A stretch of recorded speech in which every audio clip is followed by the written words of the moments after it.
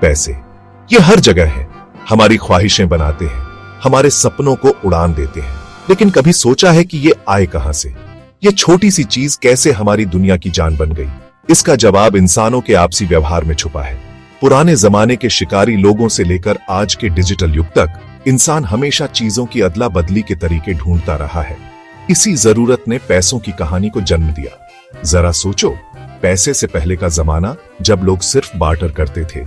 एक किसान जिसके पास अनाज ज्यादा है, उसे एक मोची ढूंढना पड़ता था जिसे अनाज चाहिए, और जरूरी बात, जिसके पास किसान के लिए जूते भी हों। यह सिस्टम सीधा साधा तो लगता है, लेकिन इसमें बहुत दिक्कतें थीं। पैसे के आविष्कार से पहले लोग बार्टर सिस्टम पर निर्भर थे। ये चीजों और सेवाओं का सीधा लेन देन था। जैसे एक किसान अपना गेहूं का बोरा एक मोची से जूते के लिए बदल सकता था। छोटे समुदायों में बार्टर सिस्टम ठीक काम करता था, लेकिन इसकी सीमाएं थीं। ऐसा कोई ढूंढना मुश्किल था जिसके पास वो हो जो आपको चाहिए और उसे वो चाहिए जो आपके पास है। सोचो, एक गाय को रोटी के लिए बदलने की कोशिश करो। चीजों की कीमत भी अलग अलग होती थी और बहस का विषय होती थी। कीमत का कोई कॉमन पैमाना न होने से बार्टर सिस्टम बोझिल हो गया था।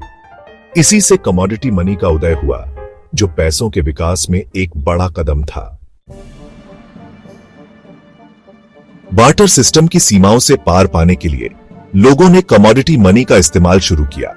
ये ऐसी चीजें थीं जिनकी अपनी वैल्यू थी और जिन्हें दूसरे लोग आसानी से स्वीकार करते थे।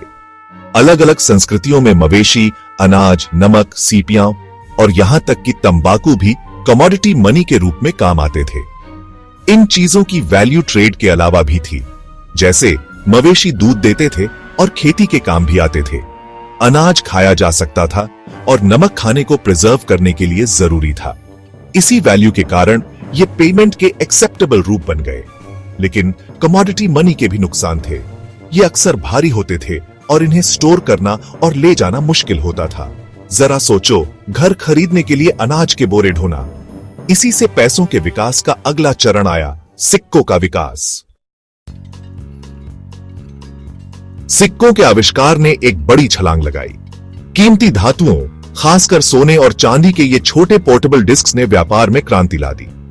इनका स्टैंडर्ड वजन और प्यूरिटी अक्सर राजा या सम्राट की मुहर से बैक्ड लोगों का विश्वास बढ़ाता था और व्यापार को आसान बनाता था। सिक्के टिकाऊ, विभाज्य और सुविधाजनक थे। इन्हें आसानी से स्टोर किया जा सकता था, ले जाया जा सकता था और अलग अलग वैल्यू के लेन देन के लिए इस्तेमाल किया जा सकता था। इससे बड़े और जटिल बाजारों का विकास हुआ। लेकिन सिक्कों में भी खामियां थी।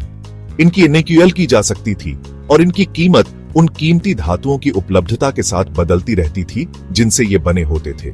पैसों के एक ज्यादा सिक्योर और स्टेबल रूप की जरूरत साफ दिखने लगी थी।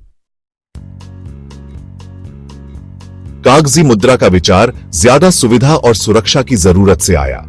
कागजी मुद्रा के शुरुआती रूप जैसे प्रोमिसरी नोट्स या बिल्स ऑफ एक्सचेंज IOUs के रूप में शुरू हुए। व्यापारी इन डॉक्यूमेंट्स को ढेर सारे सिक्के ढोने के मुकाबले एक ज्यादा सुरक्षित और पोर्टेबल विकल्प के रूप में इस्तेमाल करते थे। इससे बैंकों की स्थापना हुई, जो शुरुआत में कीमती सामान स्टोर करते थे और इन लेन देन में मदद करते थे।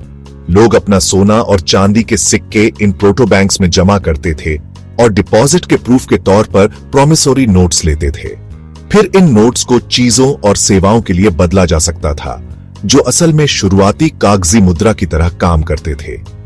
इस इनोवेशन ने पैसे के बारे में हमारे सोचने के तरीके में एक बड़ा बदलाव लाया।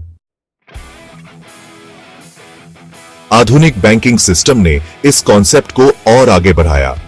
बैंकों ने महसूस किया कि वे अपने डिपॉजिट्स का एक हिस्सा उधार दे सकते हैं और साथ ही रोजाना की निकासी की मांगों को पूरा करने के लिए पर्याप्त रिजर्व्स भी रख सकते हैं। यह प्रैक्टिस, जिसे फ्रैक्शनल रिजर्व बैंकिंग कहा जाता है, हमारे वर्तमान मॉनेटरी सिस्टम का आधार है। फ्रैक्शनल रिजर्व बैंकिंग बैंकों को रिजर्व्स में जितना पैसा है उससे ज्यादा उधार देकर इकोनॉमी में नया पैसा क्रिएट करने की अनुमति देता है। यह प्रक्रिया, जो जादुई लगती है, ट्रस्ट पर आधारित है। लोगों को भरोसा है कि बैंक में जमा किया गया पैसा जरूरत पड़ने पर उपलब्ध होगा, भले ही उसका एक हिस्सा लगातार लोन्स के रूप में सर्कुलेट हो रहा हो। यह सिस्टम कुशल होते हुए भी आलोचनाओं से मुक्त नहीं है।